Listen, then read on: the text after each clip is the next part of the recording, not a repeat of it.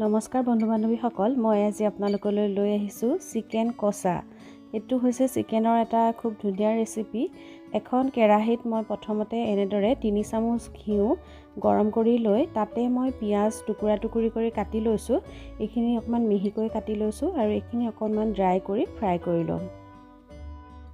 ইয়াতে মই 2টা পিঁয়াজ ব্যৱহাৰ কৰিছোঁ। পিঁয়াজখিনি ফ্ৰাই হৈ গৈছে। এতিয়া মাংসখিনি মেৰিনেট কৰিবৰ কাৰণে মই ইয়াতে লৈছোঁ 5 চামুচ দৈ, 2 চামুচ জিৰা, এয়া জলকীয়া গুড়া 2 চামুচ ডাঙৰ চামুচেৰে, ধনিয়া গুড়া 2 চামুচ, জালুক 1 চামুচ,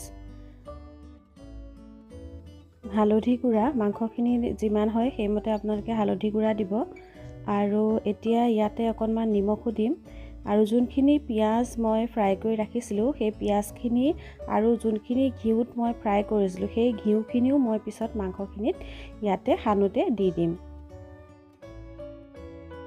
ইয়াত নিমখ জোখমতে মই দি দিছোঁ আৰু এইখিনি ভালদৰে গোটেইখিনি মিলাই লৈ এইখিনি মই 1 ঘণ্টা সময় ৰাখি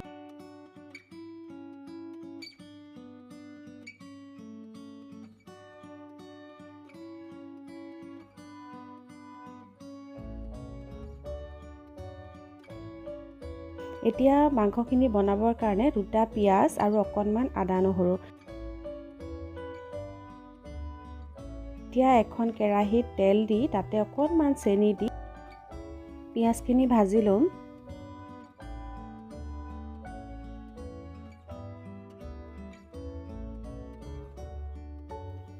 পিঁয়াজখিনি আধা ভজা হোৱাৰ পিছত এয়া গোটা গৰম মছলা মই অকণমান খুন্দি পেলাই দি দিছোঁ।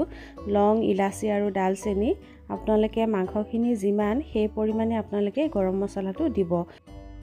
পিঁয়াজখিনি অকণমান ৰঙচুৱা হোৱাৰ পিছত ইয়াতে মই যোনখিনি আদা নহৰু আছিলে সেইখিনিও মই ইয়াতে দি ভালদৰে ভাজি ল'ম।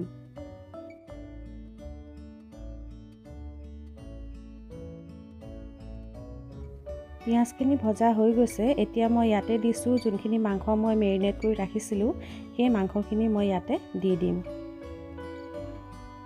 ইয়াত যিহেতু নিমখ, হালধি গোটেই মছলাখিনি দিয়াই আছে, গতিকে ইয়াত আৰু আমি এক্সট্ৰা কৰি মছলা দিয়াৰ প্ৰয়োজন নাই।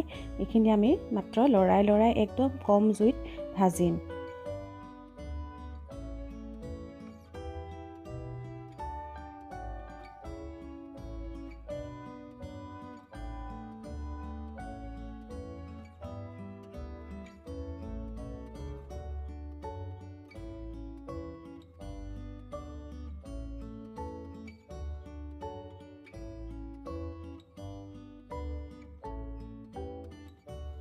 মাংসখিনিৰ পৰা এয়া লাহে লাহে পানী ওলাবলৈ ধৰিছে আৰু সেই পানীখিনিতে আমি আৰু যিহেতু আমি দৈ দিছিলোঁ গতিকে দৈৰো পানীখিনি অকণমান ওলাব, গতিকে সেইখিনি পানীতেই আমি মাংসখিনি বনাম।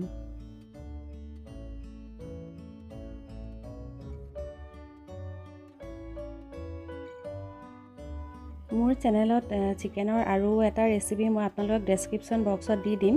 সেইটো হৈছে চিকেন চাংগেজিৰ ৰেচিপি। আপোনালোকে সেইটো ট্ৰাই কৰিব পাৰে, খুব সুন্দৰ ৰেচিপি।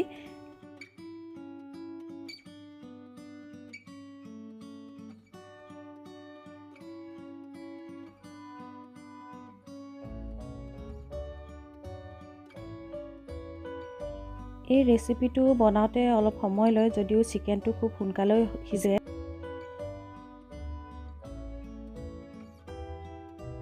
এতিয়া মই দিছোঁ ইয়াতে অকণমান গৰম মছলাৰ গুড়া, একদম অকণমান ব্যৱহাৰ কৰিছোঁ কিয়নো আগতে মই অকণমান গোটা গৰম মছলা দিয়া আছে। আৰু ইয়াতে শেষত আধা চামুচমান ঘিউ। এইখিনি ঘিউ দিয়াৰ পিছত মাংসখিনিৰ মানে গোন্ধটোৱে খুব ধুনীয়া হয়। আৰু এইখিনি চাওকচোন, দেখিবলৈ কালাৰটো কি সুন্দৰ হৈছে।